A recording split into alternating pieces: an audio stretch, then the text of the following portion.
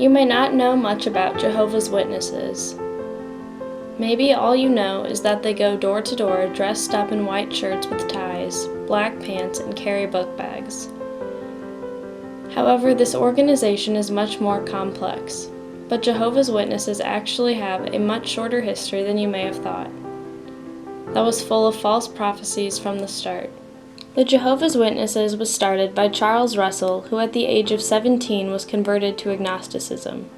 He became interested in the Bible when he went to an Adventist meeting years later and was told that Jesus would be back at any time.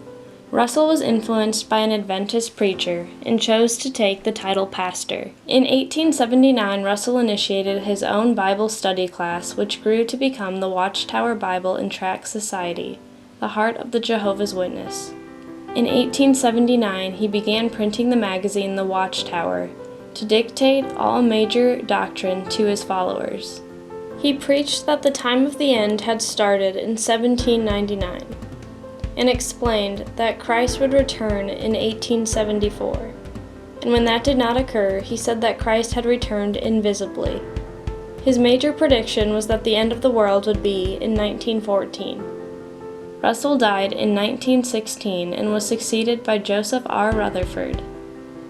He became the legal advisor to the Watchtower. Rutherford came up with the slogan, "Millions now living will never die." It meant that some people alive in 1914 would still be alive when Armageddon, the end, came, and the world was restored to a paradise state. He encouraged witnesses to put off marriage and childbearing until after Armageddon. However, the date came and went. Rutherford said that in 1925, Abraham, Isaac, Jacob, and the prophets would come back to earth. So he prepared a mansion named Beth Sarim in San Diego, California. He moved into this mansion and died there in 1942.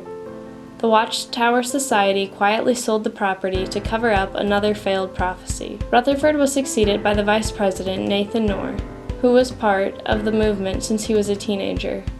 He focused followers' devotion on the mother organization in Brooklyn. He implemented a new policy insisting that the missionaries attend courses and be trained on door-to-door evangelism. In 1950, the Watchtower published its own version of the Bible, the New World Translation. They refused to reveal the names of the writers. The new translation accommodated Jehovah's Witness doctrines, which could not be found previously in the scriptures. Fred Franz worked to restore faith in the organization's chronological calculations.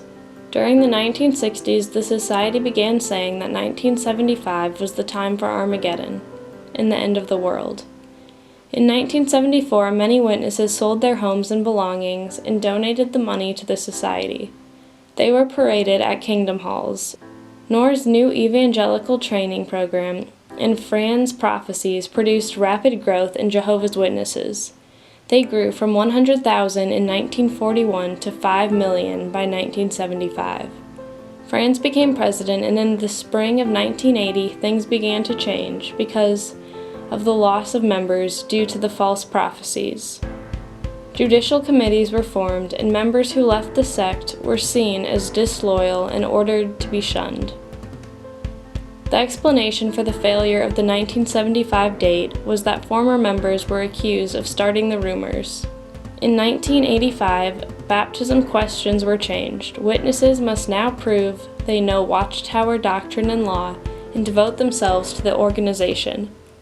Don Adams is the current president of the Watchtower Bible and Tract Society of Pennsylvania.